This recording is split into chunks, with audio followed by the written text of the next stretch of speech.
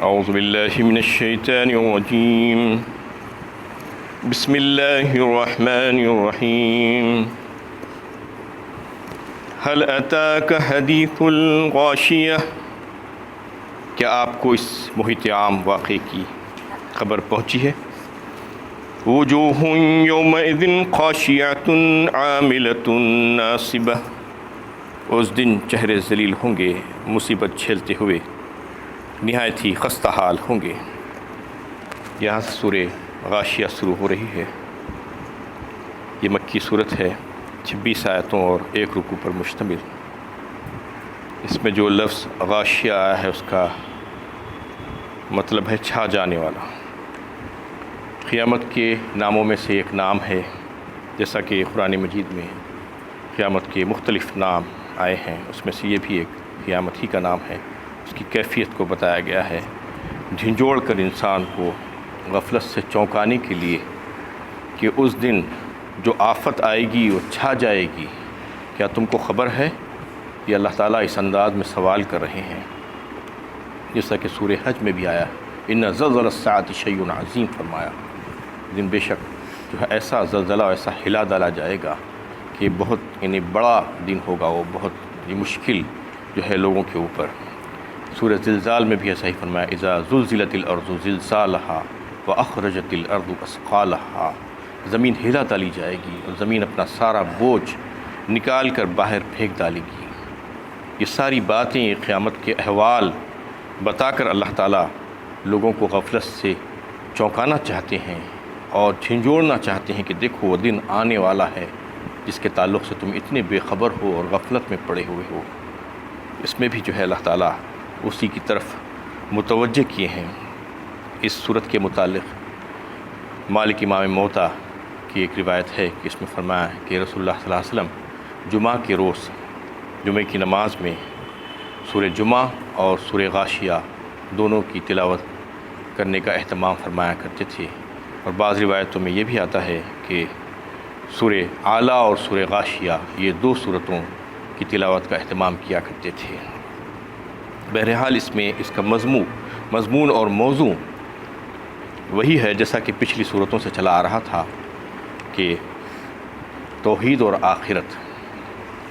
کیونکہ اگر مکی صورتوں میں آپ اندازہ کریں تو پتہ چلے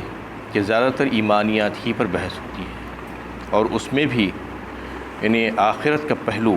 جو ہے وہ زیادہ نمایاں طور پر نظر آتا ہے، اس وجہ سے کہ لوگوں کو آخرت سے ڈرا کر ان کے اعمال کو درست کرنے کی ضرورت تھی، اصلاح کرنے کی ضرورت تھی، تو زیادہ تر آخرت ہی کے موضوع پر بات ہوتی تھی۔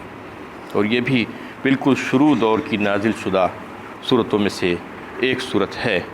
تو اس میں بھی اللہ تعالیٰ نے یہ بات بتائی کہ جب قیامت قائم ہوگی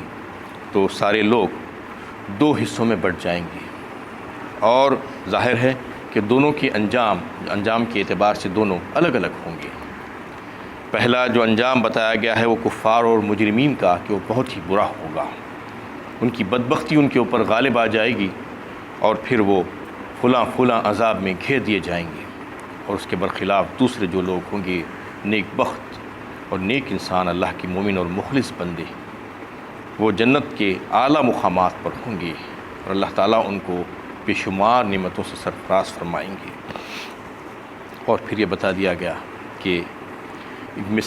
مثالیں دے کر عربوں کو کہ عرب کے قبائل جو تھے ان کی زندگی کا دار و مدار اور انحصار اس جانور پر تھا جسے اونٹ کہا جاتا ہے۔ ریگستانوں میں اور صحراؤں میں پھرنے کے لیے ان کے لیے اونٹ انتہائی ضروری تھا، اور آج بھی ہے۔ آج بھی اگر آپ ریگستانوں میں صحراؤں میں جائیں گے تو وہاں پر یہ گاڑیاں وغیرہ نہیں چل سکتی، اونٹ ہی کی سواری ہوتی ہے۔ تو اونٹ، اور پھر اس کے بعد جب وہ اونٹ کے سفر پر نکل جاتے صحراؤں میں، تو ان کو اوپر آسمان اور نیچے زمین اور آگے اور پیچھے پہاڑ، بس یہ 4 چیزیں ہی ہوتی تھیں ان کو جو نظر آتی تھی۔ تو چاروں چیزوں کو بتا کر اللہ تعالیٰ ان میں غور و فکر کی دعوت دے رہے ہیں ان کو کہ دیکھو تم غور و فکر کرو کہ یہ ساری چیزیں کتنی عجیب و غریب ہے۔ اونٹ جس کو جو جانور جن پر تم سواری کرتے ہو کیسا عجیب و غریب بنایا گیا ہے، اور پھر زمین و آسمان اور پھر یہ پہاڑ، ان پر غور کرو کہ اس کو کس نے بنایا۔ اور پھر اس کے بعد فرمایا گیا اللہ کے نبی صلی اللہ علیہ وسلم سے کہ ہم آپ کو جبار بنا کر نہیں بھیجے ہیں کہ آپ زبردستی لوگوں کو منوانا شروع کر دیں. یعنی آپ کا کام تو یہ ہے کہ نصیحت کرتے جانا، اور آپ نصیحت کرتے جائیے. وہ لوگ کہاں جائیں گے؟ ہمارے پاس ہی تو سب کو آنے کا ہے، اور جب آئیں گے تو پھر ہم ان سے حساب لے لیں گے. حساب لینا ہمارا ذمہ ہے. اور پھر اس صورت میں جو ہے شروعات جو ہو رہی ہے، هل اتاک حدیث الغاشیہ، یہ پوچھا جا رہا ہے ایک سوالیہ انداز میں کہ کیا تم کو وہ چھا جانے والی جو سارے جہاں پر چھا جائے گی، کیا اس کی خبر پہنچی ہے؟ اذا وقعت الواقعہ لیس لوقتها کاذبہ خافضۃ الرافعہ. سورہ واقعہ میں بھی اللہ تعالیٰ نے اس کا تذکرہ فرمایا. واقعہ کہا اس کو، واقع ہونے والی، واقع ہو جائے گی، اس میں کوئی جھوٹ نہیں ہے. اور پھر اس دن یہ ہوگا کہ کسی کو بلند کر دے گی اور کسی کو پست کر دے گی. بلند وہ ہوں گے جو اللہ تعالیٰ کی فرما برداری میں زندگی گزارے تھے، اور پست وہ ہوں گے جو نافرمان تھے. اس طریقے سے یہاں پر بھی جو ہے سوالیہ انداز میں ان سے جو ہے سوال کیا جا رہا ہے اور پوچھا جا رہا ہے کہ خلقکم فمنکم کافر ومنکم مومن. سورہ تغابن میں اللہ تعالیٰ نے فرمایا کہ ہم نے تو انسانوں کو بنایا، لیکن اس میں سے تم لوگ کچھ مومن ہو اور کچھ کافر ہو، کچھ اللہ کے فرما بردار ہو، کچھ نافرمان ہو. تو اس حساب سے جو ہے وہاں پر ساری انسانیت دو گروہوں میں بڑھ جائے گی، دو حصوں میں بڑھ جائے گی. اور پھر اس میں سے انہیں جو ایک پہلا گروہ ہوگا جو جہنمی ہوگا، اور دوسرا گروہ ہوگا جو جنتی ہوگا. اور اس میں اللہ تعالیٰ چہروں کا تذکرہ فرما رہے ہیں کہ اس دن لوگ چہروں سے پہچانے جائیں گے. چہرے چونکہ انسان کی شخصیت کیا جو ہے انہیں امتیاز رکھتے ہیں، اور چہروں ہی سے انسان کی جو ہے کارگزاری سمجھ میں آتی ہے، اور اس کے کام کاج، اور پھر اس کے اوپر جو حالات جو پیش آتے ہیں اچھے اور برے، خوشی اور غم کے، وہ چہروں پر عیاں ہو جاتے ہیں. اس طریقے سے وہاں پر بھی ایسا ہی ہوگا. تو اللہ تعالیٰ فرما رہے ہیں کہ وہاں پر کچھ چہرے ایسے ہوں گے جن کا تذکرہ اللہ تعالیٰ فرما رہے ہیں کہ وہ خاشیہ اور عاملہ اور ناصبہ ہوں گے. تین باتوں کا تذکرہ یہاں پر اللہ تعالیٰ فرما رہے ہیں کہ خاشیہ کا مطلب یہ ہے خشوع سے ہوتا ہے، جو انہیں پست ہو جانا اور جھکا دینا، ذلیل ہو جانا. یعنی اس دن چہرے جو ہے کچھ ذلیل اور پست ہو جائیں گے اور عاجز ہو جائیں گے. اور عاملہ عمل سے ہے کام کرنا جسے کہتے ہیں، کام کر کے تھکی ماندے، تھکن سے چور. ناصبہ بھی ایسا ہی ملتا جلتا مطلب ہے اس کا، مشقت اور کام کے بوجھ سے دبے ہوئے. یہ تین صفتیں آئی ہے چہروں کے تعلق سے. اللہ تعالیٰ بتا رہے ہیں کہ چہروں کا یہ حال ہوگا. وہ ایک قسم کے جو چہرے ہوں گے جو جہنمی ہوں گے، جو کافر ہوں گے، ان کے چہرے ذلیل اور پست ہوں گے. تو یہ تین جو باتیں آئی ہیں اس میں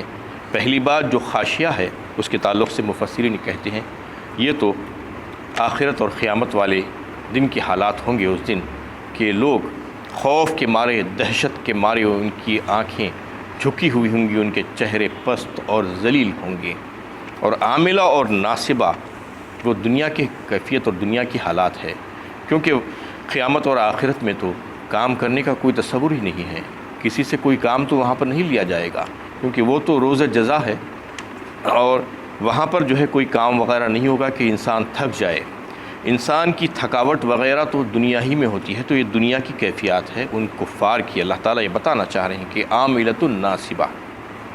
کیسی ہوتی ہے دنیا کی، یعنی حالات دنیا میں تھکن اور تھکاوٹ. تو یہ بتایا جا رہا ہے، روایتوں میں یہ بات آتی ہے کہ کفار اور فجار جو اللہ کے مجرمین ہیں وہ بھی دنیا میں کچھ عقائد اور کچھ تصورات رکھتے ہیں مذہبی. اس کی وجہ سے وہ بھی جو ہے کچھ مشرکانہ عبادتیں کرتے ہیں، اور ان کے پاس بھی باطل تصورات اور عقیدے ہوتے ہیں جس کی بنا پر وہ بھی مجاہدہ کرتے ہیں، ریاضت کرتے ہیں، عبادتیں کرتے ہیں، محنتیں کرتے ہیں. ان میں بھی آپ دیکھیے کہ ہندوؤں میں جوگی بن جانا اور پھر سنیاس لے لینا، اس طریقے سے جو ہے یعنی جو عیسائیوں میں ہے جو راہبانہ تصورات ہے، راہب بن جانا. اس طریقے سے بدھ اور جین مذہب میں بھی ہے کہ ترک دنیا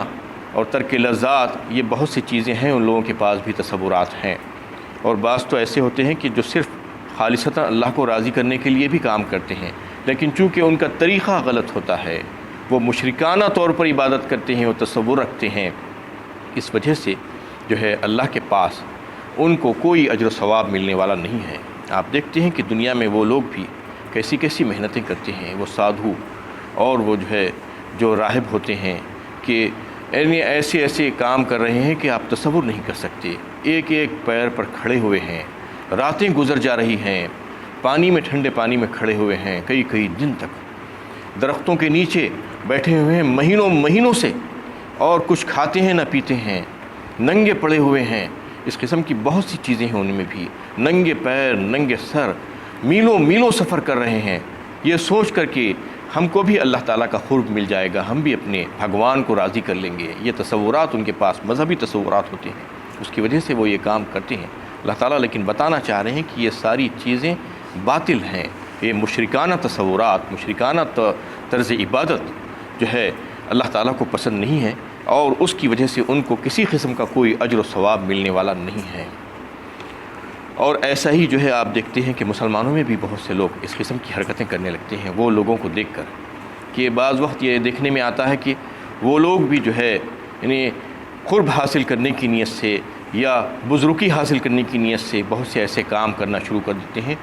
جو اسلام میں جس کی اجازت نہیں دی گئی ہے، کیونکہ دین اسلام وہ انتہائی معتدل مذہب ہے،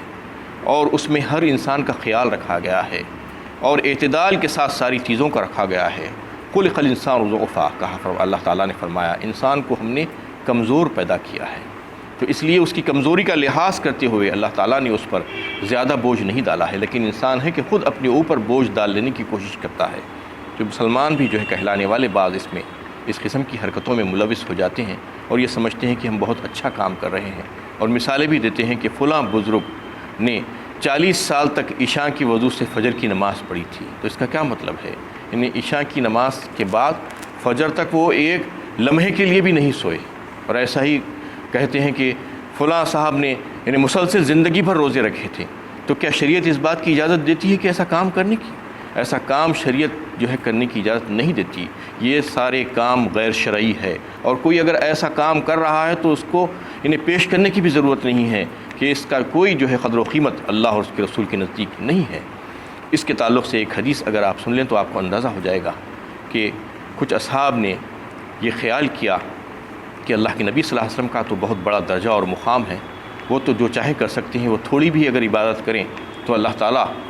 ان کے لیے تو معصوم بنا دیے ہیں ان کو، اور ان کی مغفرت اور بخشش تو ہے ہی، ہم کو کچھ زیادہ محنت کرنے کی ضرورت ہے۔ اس لیے ایک صاحب نے یہ سوچا کہ میں رات بھر بغیر سوئے کے نماز پڑھتا رہوں گا، اور ایک صاحب نے یہ سوچا کہ میں زندگی بھر روزے رکھتا رہوں گا، روزہ کبھی بھی افطار نہیں کروں گا، اور ایک صاحب نے یہ سوچا کہ میں عورت سے رغبت نہیں رکھوں گا اور نکاح نہیں کروں گا۔ یہ تمام باتیں حضور صلی اللہ علیہ وسلم کو عہد نبوی میں کی باتیں تھیں۔ آپ کو جب پتہ چلی تو آپ صلی اللہ علیہ وسلم نے ان لوگوں کو بلوایا اور پوچھا کیا تم نے ایسا کہا ہے؟ تو جب انہوں نے اقرار کیا تو کہا کہ دیکھو میں تم میں سب سے زیادہ اللہ سے ڈرنے والا ہوں، اور میں رات میں نماز بھی پڑھتا ہوں اور آرام بھی کرتا ہوں، روزہ بھی رکھتا ہوں، روزہ چھوڑتا بھی ہوں، عورتوں سے نکاح بھی کرتا ہوں، تو یہ تمام چیزیں میری سنت ہے اور میرا طریقہ ہے۔ کوئی اگر یہ چاہتا ہے کہ میری شفاعت اس کو ہو جائے تو پھر اس کو چاہیے کہ میرا طریقہ اختیار کرے، اور اگر کوئی میرے طریقے کو چھوڑ کر دوسرے طریقے اختیار کرنا چاہتا ہے تو پھر وہ مجھ میں سے نہیں ہے، میرا اس سے کوئی تعلق نہیں ہے۔ تو چاہے تو کچھ بھی نہیں کر سکتا ہے انسان، جو چاہے وہ نہیں کر سکتا، جتنا بتایا گیا ہے اس کو، جتنا حکم دیا گیا ہے اتنا ہی کرنا پڑے گا، اس سے زیادہ من مانی طریقے سے کرنا یہ غیر اسلامی اور غیر شرعی کام ہے، اس سے منع کیا گیا ہے اور روک دیا گیا ہے۔ تو اس میں اس بات کی طرف متوجہ کیا گیا ہے۔ اور ایک واقعہ جو حضرت فاروق اعظم رضی اللہ تعالیٰ عنہ کا اس سلسلے میں بیان کیا جاتا ہے کہ وہ ملک شام جب تشریف لے گئے دور خلافت میں، تو وہاں پر دیکھا کہ ایک بوڑھا راہب ہے جو انتہائی خستہ حالت میں ہے، چہرے پر ہوائیاں اڑ رہی ہیں اور بدن سوکھ کر کانٹا ہو گیا ہے۔ جب آ کر ان سے ملا تو وہ رو پڑے۔ لوگوں نے ان کے رونے کا سبب پوچھا تو بتایا کہ یہ محنت اور ریاضت اور مجاہدہ کر رہا ہے اپنے دین میں، اور کچھ پانے کی کوشش کر رہا ہے، کچھ مقصد لے کر کوششوں میں لگا ہوا ہے، لیکن وہ مقصد میں کامیاب نہیں ہوتا، رضا الہی وہ اس کو حاصل نہیں ہو سکتی کیونکہ اس کا طریقہ غلط ہے، اور یہ بیچارہ ایسا ہے، اس لیے مجھے اس پر ترس آ رہا ہے۔ اور یہ کہہ کر انہوں نے اسی آیت کی تلاوت فرمائی، وجوہ یومئذ خاشیۃ عاملۃ ناصبہ، یعنی اس دن جو ہے بہت سے چہرے ذلیل اور پست ہوں گے، اور کام اور مصیبت اور مشقت کے بوجھ سے جو ہے تھکے ماندے چور چور۔ ایسا ہی ہوتا ہے دنیا میں بھی، آپ دیکھتے ہیں کہ بہت سے لوگ محنتیں کرتے جا رہے ہیں، کوششیں کرتے جا رہے ہیں دنیا کمانے کے لیے بھی، اور جیسا کہ ابھی میں نے آپ کے سامنے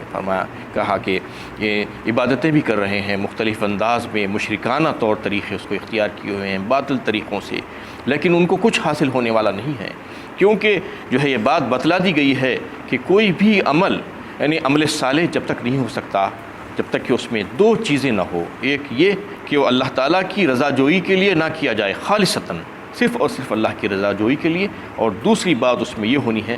کہ اللہ کے نبی صلی اللہ علیہ وسلم جو محسن انسانیت ہے، ہادی اعظم ہیں، ان کا طریقہ ہونا چاہیے۔ اس سے ہٹ کر کسی اور طریقہ اگر اپنایا جائے گا تو وہ عمل صالح نہیں ہو سکتا، جب تک کہ اللہ کے نبی صلی اللہ علیہ وسلم کی جو ہے کسی عمل پر اسٹیمپنگ نہ ہو، ٹھپا نہ ہو،